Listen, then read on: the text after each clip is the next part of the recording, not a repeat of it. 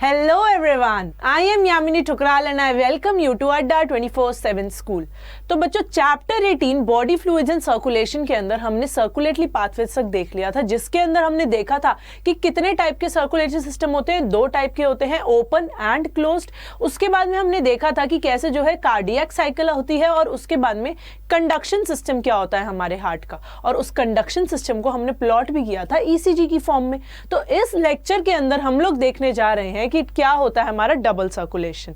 तो मेरे पिछले वीडियोस को देखने के लिए आप लोग जो है मेरी प्लेलिस्ट में जाके इन्हें देख सकते हैं। तो आज हम लोग स्टार्ट करते हैं डबल सर्कुलेशन के साथ। सो डबल सर्कुलेशन, जैसे कि ये नाम बताता है, दो बारी सर्कुलेट करना। दो बारी सर्कुलेट करने का मतलब है कि the flow of blood twice through the heart, once in oxygenated form and other in the deoxygenated form, it is known as the double circulation. So the flow of blood, उसी same blood का flow जब twice होता है, दो बारी होता है, blood same है, ये नहीं है कि कोई दूसरा ब्लड आके वो सर्कुलेट कर रहा है। एक ही ब्लड पहले वो डीऑक्सीजनेटेड फॉर्म में, फिर ऑक्सीजनेटेड फॉर्म में, जैसे वो मूव करता है हार्ट से दो बारी, उसे हम लोग क्या बोलते हैं? उसे हम लोग डबल सर्कुलेशन बोलते हैं। सो इसके अंदर कौन कौन से सर्कुलेशन होते हैं? हमारे दो होते हैं, सिस्टमिक एंड पल्मोनरी सर्कुलेशन। उससे पहले कि हम इनको डिस्टिंग्विश करें, हम एक बार ये डबल सर्कुलेशन क्विकली रिवाइज कर लेते हैं कि क्या था। हमने वो पिछले लेक्चर के अंदर देखा था, पर इस वाले लेक्चर के अंदर एक क्विक रिविजन ले लेते हैं। तो बच्चों ये था हमारा स्ट्रक्चर ऑफ द हार्ट। मैं इसको लेबल कर देती हूं। ये है हमारा राइट एट्रिया, ये है हमारा लेफ्ट एट्रिया, ये है हमारा राइट वेंट्रिकल और ये है हमारा लेफ्ट वेंट्रिकल। ठीक है। सो कलर मैंने ले लिया ब्लू, जिससे कि आपको बहुत इजीली नजर आएगा कि कैसे था। सो बच्चों ये थी हमारी सुपीरियर वेना केवा और इंफीरियर वेना केवा। ये क्या करती है? डीऑक्सीजनेटेड ब्लड जो है कलेक्ट करती है। सुपीरियर वेना केवा कहां से करती है? फ्रॉम द अपर एक्सट्रीमिटीज और हेड और नेक, ये तीन रीजन्स लेती है। यहां से ये डीऑक्सीजनेटेड ब्लड लेके आती है, कार्बन डाइऑक्साइडेड ब्लड, डीऑक्सीजनेटेड ब्लड। और ये जो है इंफीरियर वेना केवा कहां से लाती है? लोअर एक्सट्रीमिटी से डीऑक्सीजनेटेड ब्लड। मैंने यहां पे लेबल कर दिया है। तो सबसे पहला स्टेप यही होता है कि सुपीरियर वेना केवा और इंफीरियर वेना केवा अपर और लोअर एक्सट्रीमिटीज रिस्पेक्टिवली से अपने जो है डीऑक्सीजनेटेड ब्लड लाके कहां पे पटक देती है? यहां पे राइट एट्रियम में, जैसे कि मैंने एरो से इंडिकेट कर दिया। आपके लिए बहुत इजी हो जाएगा, एरो से हमने इंडिकेट कर दिया।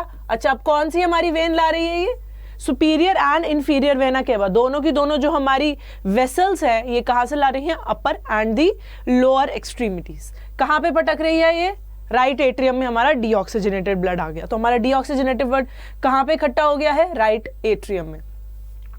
अब ये डीऑक्सीजनेटेड ब्लड ट्रैवल करता है राइट वेंट्रिकल में। यहां पे भी हमारा क्या हो गया? डीऑक्सीजनेटेड ब्लड हो गया। ठीक है। तो ये राइट एट्रियम से राइट वेंट्रिकल किस वॉल्व के थ्रू जा रहा है? हमारे ट्राइकस्पिड वॉल्व के थ्रू। इसमें तीन कस्प है, इसलिए हम लोग ट्राइकस्पिड वॉल्व बोलते हैं। क्लियर? राइट वेंट्रिकल से ये इधर से मूव कर रहा है, पल्मोनरी आर्टरी इसे कहां पे लेके जा रही है? लंग्स में लेके जा रही है। अब डीऑक्सीजनेटेड ब्लड को हमने ऑक्सीजनेटेड करना है, तो कहां पे लेके जा रही है? लंग्स में लेके जा रही है। तो राइट वेंट्रिकल से हमारा कहां गया? पल्मोनरी आर्टरी में। ठीक है। पल्मोनरी आर्टरी से कहां गया? लंग्स में गया। ठीक है। लंग्स में चला गया। लंग्स में हमारा क्या हो गया? ऑक्सीजनेट हो गया। ऑक्सीजनेट होने के बाद यहां से एंटर करेगा, ये क्या है? हमारा पल्मोनरी वेन। पल्मोनरी वेन से हमारा कौन सा ब्लड एंटर करेगा? Oxygenated blood. ऑक्सीजन रिच लिख रही हूं। ऑक्सीजनेटेड ब्लड हमारा पल्मोनरी वेन से एंटर करेगा, किसमें? लेफ्ट एट्रियम में। लेफ्ट एट्रियम में एंटर किया, लेफ्ट एट्रियम से वो लेफ्ट वेंट्रिकल में गया थ्रू द मिट्रल वॉल्व, जो कि है हमारी बाइकस्पिड वॉल्व। कौन सी है? हमारी बाइकस्पिड वॉल्व। ठीक है। तो यहां से लेफ्ट एट्रियम से लेफ्ट वेंट्रिकल में क्या आ गया? हमारा ऑक्सीजनेटेड ब्लड आ गया। ऑक्सीजनेटेड ब्लड अब लेफ्ट वेंट्रिकल से कहां पे जाएगा? यहां पे जाएगा, एओर्टा में जाएगा। किस में जाएगा? एओर्टा में जाएगा। इसमें जाएगा हमारा ऑक्सीजन रिच, यहां पे लिख रही हूं ब्लड। किसके थ्रू जाएगा? एओर्टिक वॉल्व जो इनके बीच में मौजूद होगी। और एओर्टा से कहां पे जाएगा? Body tissues. ऑक्सीजनेटेड ब्लड आ गया ना बॉडी टिश्यूज में, तो एक ही ब्लड जो है दो बारी घूम गया हार्ट के अंदर, पहले राइट जगह पे घूम के चला गया, फिर लेफ्ट जगह पे घूम के चला गया, तो इसलिए हम इसको क्या बोलते हैं, डबल सर्कुलेशन बोलते हैं। अब हम इसके एक बारी जो है डिस्टिंग्विश देख लेते हैं किस बेसिस पे किया गया। हम देख लेते हैं कि किस बेसिस पे जो है इसे दो पाथवेज के अंदर डिस्टिंग्विश किया गया है, पल्मोनरी एंड सिस्टमिक पाथवे। हमने ये देख लिया कि पहले वो लंग्स में जा रहा है और लंग्स से फिर वापस आके वो बॉडी टिश्यूज के अंदर जा रहा है। So the blood flow strictly by a fixed route through the blood vessels, the arteries and the veins. So जो ब्लड है it is strictly following a fixed route through the blood vessels, arteries और vein. जो pulmonary artery है वो हमारा क्या लेके जा रही है, आर्टरी। आर्टरी की स्पेलिंग, चलो आर्टरी की स्पेलिंग लिखते हैं, आर्टरी है ना। आर्टरी क्या कर रही है, A for artery, A for away. जो पल्मोनरी आर्टरी है स्पेशली उसके लिए है ये, और किसी आर्टरी के लिए नहीं है। बाकी सारी आर्टरीज जो है ऑक्सीजनेटेड ब्लड कैरी करती है। सिर्फ जो हार्ट वाली आर्टरी है ना, पल्मोनरी आर्टरी, वो क्या करती है, वो डीऑक्सीजनेटेड ब्लड कैरी करती है। पल्मोनरी आर्टरी लंग्स की तरफ कौन सा लेके जा रही है, डीऑक्सीजनेटेड ब्लड, मतलब ये हार्ट से अवे लेके जा रही है। तो A for artery, A for away. इससे हमें याद रहेगा कि पल्मोनरी आर्टरी जो है डीऑक्सीजनेटेड ब्लड टुवर्ड्स लंग लेके जा रही है, और वेन्स क्या, पल्मोनरी वेन्स हमारी जो है लेके आ रही है towards the heart, oxygenated, simple. So basically each artery and when it consist of 3 layers. Inner lining जो कि स्क्वामस सेल से बनी है, एंडोथीलियम, फिर हमारी tunica intima, a middle layer of smooth muscle and elastic fibers, tunica media, and an external layer of fibrous connective tissue। 3 layer से बनी है। सबसे पहली अंदर है एंडोथीलियम जो कि स्क्वामस सेल से बनी है, फिर हमारी क्या है, मिडल लेयर है स्मूथ मसल की, और एक्सटर्नल लेयर है फाइब्रस कनेक्टिव टिश्यू की, जिसके अंदर क्या है, हमारे कोलाजन फाइबर्स है, और उसे हम क्या बोलते हैं, ट्यूनिका एक्सटर्ना। जो सबसे अंदर वाली है वो है हमारी ट्यूनिका इंटरना, और सबसे बाहर वाली है ट्यूनिका एक्सटर्ना, और बीच वाली ट्यूनिका इंटीमा। इंटीमा, ठीक है। So the tunica media it is comparatively thin in veins. So the blood pumped by the right ventricle enters the pulmonary artery, और वो pulmonary artery से कहां पे जाता है, lungs में जाता है, to get oxygenated, ठीक है। Whereas the left ventricle, वो लेफ्ट वेंट्रिकल जो है एओर्टा में पुश करता है, जिससे कि पूरे बॉडी के अंदर हमारा ऑक्सीजनेटेड ब्लड आ जाए, ठीक है। So the deoxygenated blood pumped into the pulmonary artery, it is passed on to the lungs, from where the oxygenated blood it is carried by the pulmonary veins into the left atrium, and this pathway is the pulmonary circulation. Pulmonary circulation वाला pathway हमें पता चल गया। Pulmonary circulation वाला हमारा pathway कौन सा है, कि जब हमारा डीऑक्सीजनेटेड ब्लड पल्मोनरी आर्टरी से लेके और पल्मोनरी वेन तक का जो सफर है वो सारा का सारा हमारा क्या है, पल्मोनरी सर्कुलेशन है, ठीक है। वो सारा का सारा हमारा पल्मोनरी सर्कुलेशन है। So the oxygenated blood entering the aorta, it is carried by a network of arteries। जो oxygenated blood है it is entering the aorta, और वो जो है एक network of arteries से, arteries, arterioles और capillaries से कहाँ जा रहा है, to the tissues, to the body tissues, from where the deoxygenated blood it is collected by the superior and the inferior vena cava, या फिर by a system of venules, veins and vena cava, and it is emptied into the right atrium। हमारा deoxygenated blood पूरी body से कहाँ पे आता है, right atrium के अंदर आता है। तो इसको हम लोग क्या बोलते हैं, सिस्टमिक सर्कुलेशन। तो पल्मोनरी सर्कुलेशन हमारा वो सर्कुलेशन होगा जिसके अंदर हमारी पल्मोनरी आर्टरी जो डीऑक्सीजनेटेड ब्लड लंग्स में लेके जा रही है, और लंग्स से ऑक्सीजनेटेड ब्लड जब हमारा लेफ्ट एट्रियम में एंटर हो रहा है, तब तक के पूरे सर्किट को हम लोग पल्मोनरी सर्कुलेशन बोलेंगे। और जब हमारा लेफ्ट वेंट्रिकल से एओर्टा में जाके बॉडी टिश्यूज के अंदर ऑक्सीजनेटेड ब्लड स्प्रेड हो रहा है और कलेक्शन हो रही है डीऑक्सीजनेटेड ब्लड की by the vena cava, venules, veins, और उन्हें एम्प्टी किया जा रहा है इनटू द राइट एट्रियम, उस पूरे सर्किट को हम लोग सिस्टमिक सर्कुलेशन बोलेंगे। So the systemic circulation it provides nutrients, oxygen and other essential substances. जो हमारा बेसिकली जो सिस्टमिक सर्कुलेशन है वो क्या क्या प्रोवाइड करता है, न्यूट्रिएंट्स, ऑक्सीजन और भी जो एसेंशियल सब्सटेंसेस होते हैं to the tissues, and it takes carbon dioxide. Systemic circulation का यही एडवांटेज है कि वो ऑक्सीजन जो है बॉडी टिश्यूज को देता है और कार्बन डाइऑक्साइड कलेक्ट करके हार्ट की तरफ लेके जाता है, जिससे कि उनका एलिमिनेशन हो पाए। So a unique vascular connection it exists between the digestive tract and the liver। So एक unique vascular connection रहता है between the digestive tract and the liver, and उसको हम लोग क्या बोलते हैं, hepatic पोर्टल सिस्टम बोलते हैं। क्या बोलते हैं? Hepatic portal system. तो हमें सिस्टमिक पल्मोनरी सर्कुलेशन पता चल गया। इसके अलावा में एक और पोर्टल सिस्टम होता है जो कि वैस्कुलर कनेक्शन होता है between the digestive tract and the liver. तो आप ये सोच रहे होगे कि डाइजेस्टिव ट्रैक्ट और लिवर का क्या ही कनेक्शन है? तो कनेक्शन होता है by the help of hepatic portal system, क्योंकि लिवर के अंदर क्या होते हैं? हिपैटोसाइट्स होते हैं, हिपैटिक सेल्स होते हैं, इसलिए हम इस पोर्टल सिस्टम को क्या बोलते हैं? Hepatic portal system. So the hepatic portal vein वो क्या करती है? It carries the blood from the intestine to the liver. Intestine से लेके आता है ब्लड, और लिवर में ब्लड फ्रॉम जो हेपेटिक पोर्टल वेन है वो इंटेस्टाइन से ब्लड लाके लिवर में लेके जाती है before it is delivered to the systemic circulation.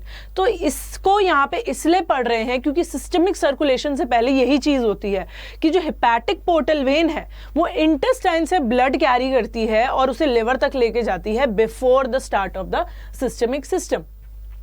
A special coronary system of blood vessel is present in our body exclusively for the circulation of blood to and fro from the cardiac musculature। तो क्या होता है? एक coronary system भी हमारी body के अंदर मौजूद होता है, coronary system of the blood vessel, जो कि सिर्फ सर्कुलेशन के लिए होता है और ब्लड को टू एंड फ्रो कैरी करने के लिए फ्रॉम द कार्डियक मस्कुलेचर वही इंपॉर्टेंट होता है। तो यहां तक हमें क्लियर है? सो एक बार हम लोग पढ़ लेते हैं कि हमने आज के लेक्चर में क्या क्या देखा है। सो हमने डबल सर्कुलेशन के अंदर देखा कि कौन कौन से दो सर्कुलेशन काम करते हैं, पल्मोनरी एंड सिस्टमिक सर्कुलेशन। तो बच्चा ये जो थी हमारी पूरी की पूरी डबल सर्कुलेशन की कहानी थी, बहुत ही इजी है।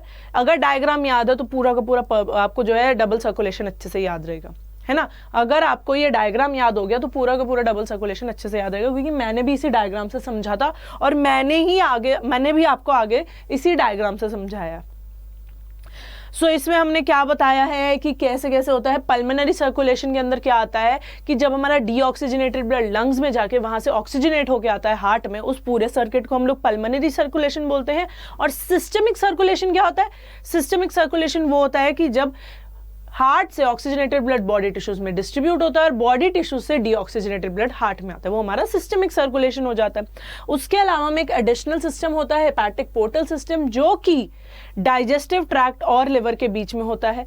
क्या होता है? जो हेपेटिक पोर्टल वेन होती है वो क्या करती है? ब्लड को इंटेस्टाइन से लेके जाती है लिवर में before being delivered to the systemic circulation. और एक एक्सक्लूसिव सिस्टम होता है हमारे पास coronary system of blood vessels, जो कि सिर्फ ब्लड की सर्कुलेशन के लिए होता है, exclusively for the circulation of the blood to and from the cardiac musculature।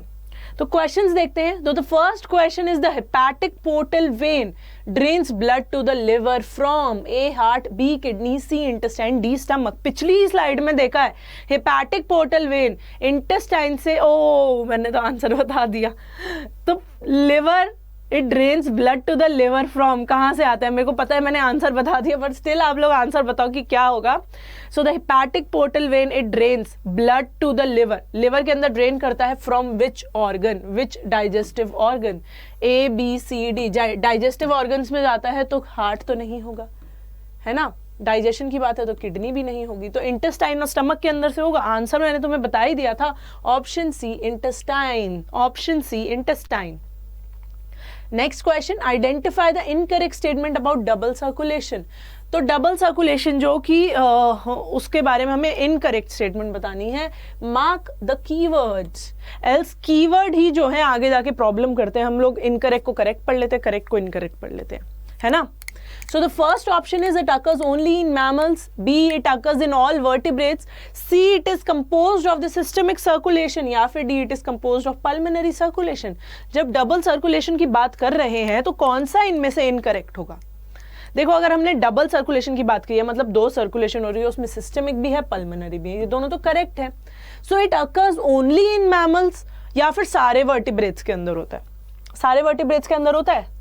I don't think so. हम लोगों ने देखा था कईयों में इनकम्प्लीट डबल सर्कुलेशन होता है, कईयों में सिंगल सर्कुलेशन होता है। तो वर्टिब्रेट्स नहीं, हाँ मैमल्स के अंदर तो होता है। वर्टिब्रेट्स का नहीं पता कि वर्टिब्रेट्स में ये होता है नहीं होता, कि सब में ही डबल सर्कुलेशन होता है। तो ऑप्शन बी, क्या मैं बोल सकती हूँ कि ये स्टेटमेंट करेक्ट नहीं है? जो ऑप्शन बी वाली है ये इनकरेक्ट स्टेटमेंट है। यस, मतलब सही है, इनकरेक्ट है। So the next question is how many types of circulatory pathways are present in the animal kingdom? कितने circulatory pathways हमने पढ़े हैं, कितने पढ़े, अभी पीछे ही पढ़े, इसी आज के ही चैप्टर में, आज के ही लेक्चर के अंदर हम लोगों ने जो है पढ़े हैं कि कितने सर्कुलेटरी पाथवेज हैं. अगर हम लोग सर्कुलेटरी पाथवे की बात करें तो कितने हैं, 1 2 3 4, कितने पढ़े हमने अभी, पल्मोनरी एंड सिस्टमिक, तो कितने हुए कुल मिला के, 2 ही तो हुए. ऑप्शन बी करेक्ट है, ऑप्शन बी, ऑप्शन बी. सब समझ गए. पल्मोनरी यहाँ पे मैं लिख भी देती हूं ताकि तुम लोगों को अच्छे से समझ आ जाए. सिस्टमिक, ठीक है, इससे और ज्यादा क्लियर हो जाएगा कि पल्मोनरी और सिस्टमिक सर्कुलेशन दोनों ही होती हैं, तो इसलिए 2. Then which of the following organisms they show single circulation? अब जिसने पिछले वाला लेक्चर लिया था उसको इसका आंसर आता होगा, और अगर नहीं लिया था तो प्लेलिस्ट में जाके पिछला वाला लेक्चर देखो और इसका आंसर फटाफट करो कि which of the following organisms they show single circulation? A fishes, B birds, C mammals या फिर D reptiles. कौन सा इनमें से सिंगल सर्कुलेशन दिखाएगा? अरे भाई जिसके पास 2 चेम्बर्ड हार्ट होगा. सबसे बड़ा मैंने तुम्हें हिंट दे दिया, 2 चेम्बर्ड हार्ट. इनमें से किसके पास 2 चेम्बर्ड हार्ट है? तभी वो सिंगल सर्कुलेशन दिखाएगा. मैमल्स के पास तो 4 चेम्बर्ड है, रेप्टाइल्स के पास 3 चेम्बर्ड है, बर्ड्स के पास भी 4 चेम्बर्ड है. तो रहा कौन हमारा? Option A. तो ऑप्शन ए फिशेस करेक्ट है. Option A fishes, very good. मतलब मैंने भी पढ़ा है तुम लोगों के साथ साथ, है ना, मैंने भी पढ़ा है तुम लोगों के साथ साथ कि ऑप्शन ए सही होगा.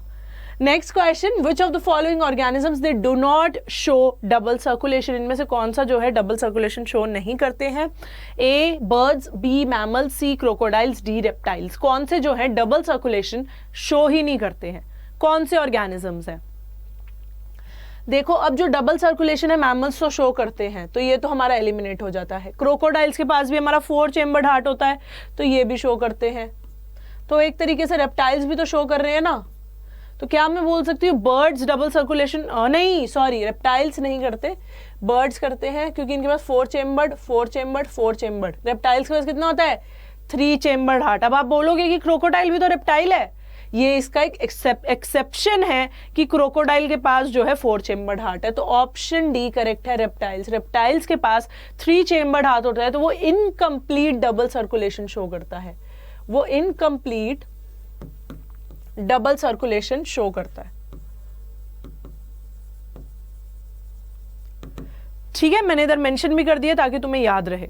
So the next question is which of the following organisms they show incomplete double circulation? अभी हमने पिछले वाले के क्वेश्चन को थोड़ा तोड़ मड़ोड़ के पूछा गया है, तो क्या इसका ऑप्शन बी करेक्ट है, रेप्टाइल्स? हाँ, इसका ऑप्शन बी करेक्ट है, reptiles. Next question, the heart is covered by a membranous bag of how many walls? कितनी वॉल्स होती है? जो मेम्ब्रेनस बैग होता है उसमें कितनी वॉल्स होती हैं? 1 2 3 and it is not covered by a membranous bag. A B C D. क्या होगा इसका आंसर? जब मैंने हार्ट का स्ट्रक्चर बताया था तो उसके अंदर क्या बताया था कि एक फ्लूइड प्रेजेंट होता है बाहर की मेम्ब्रेन्स में. अब जो फ्लूइड है वो 2 मेम्ब्रेन्स के बीच में ही एंक्लोज होएगा. ऐसा तो है नहीं कि एक मेम्ब्रेन और उसके आसपास फ्लूइड और वो ऐसे ही तैर रहा हो. 2 मेम्ब्रेन्स के बीच में तो फ्लूइड एनक्लोज होता है. तो क्या मैं बोल सकती हूँ कि इसमें 2 मेम्ब्रेन से ये कवर होता है? क्या मैं बोल सकती हूँ इसमें ये 2 मेम्ब्रेन से कवर होता है? Pericardium, pericardial fluid. So the next question is which of the following walls they separate the right and the left atria? Right और left atria को कौन separate करता है? Thin intra-atrial septum, thick intra-atrial septum, thick inter-atrial septum या फिर D thin inter-atrial septum. जब हम 2 different atria को separate कर रहे हैं तो क्या वो पहले बताओ इंट्रा होगा या फिर इंटर होगा? चलो आज वर्ड टेस्ट ही कर लेते हैं. हम लोगों ने इतनी बायो पढ़ी तो इंट्रा और इंटर के बीच का तो फर्क पता चल जाएगा ना. इंट्रा का मतलब क्या होगा? विद इन, और इंटर का है बिटवीन 2. तो अगर 2 एट्रिया के बीच में सेपरेट कर रहा है लेफ्ट और राइट, सिर्फ राइट या फिर सिर्फ लेफ्ट के अंदर इंटरनल डिवीजन नहीं है. इंट्रा मतलब इंटरनल डिवीजन, इंटर मतलब अलग अलग लोगों के बीच में सेपरेट करना. तो क्या इंट्रा वाले में पहले एलिमिनेट कर देती हूं. तो अब थिक होता है या फिर थिन होता है? इंटर एट्रियल सेप्टम थिन होता है, थिन होता है वो सेप्टम. ऑप्शन डी थिन होगा. Next question is the atrium and the ventricle are separated by which of the following tissues. Atria और जो वेंट्रिकल है वो किससे जो है सेपरेटेड होते हैं?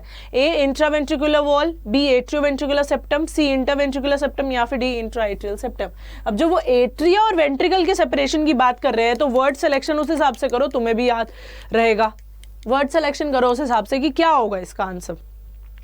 जब हम एट्रिया और वेंट्रिकल को सेपरेट कर रहे हैं, एट्रिया और वेंट्रिकल को सेपरेट कर रहे हैं तो कैसे रहेगा? अगर सिर्फ एट्रिया को कर रहे होते तो इंटर एट्रिया हो गया था, एक ही एट्रिया के बीच में होता तो इंटर एट्रियल हो जाता, अलग अलग वेंट्रिकल्स के बीच में होता तो इंटरवेंट्रिकुलर, एक वेंट्रिकल के बीच में होता तो इंट्रा। अब एट्रिया और वेंट्रिकल को कर रहे तो क्या मैं बोल सकती हूँ? Atria ventricular septum, atrioventricular septum, AV septum, yes option B. बच्चों अगर हमें आंसर नहीं भी आता ना, ऐसे मोड़ तोड़ के आंसर को ढूंढना पड़ता है। क्या, कैसे? कि वर्ड को तोड़ तोड़ के उसके मतलब निकाल लो। इन सब में आप बड़े आसानी से एलिमिनेट करके अंदाजा लगा सकते हो कि एट्रियो वेंट्रिकुलर सेप्टम ही एट्रिया और वेंट्रिकल को डिवाइड करेगा।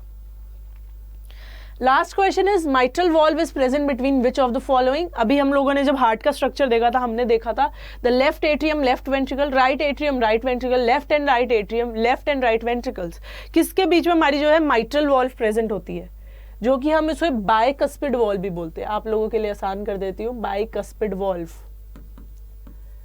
किसके बीच में मौजूद होती है? किसके बीच में मौजूद होती है?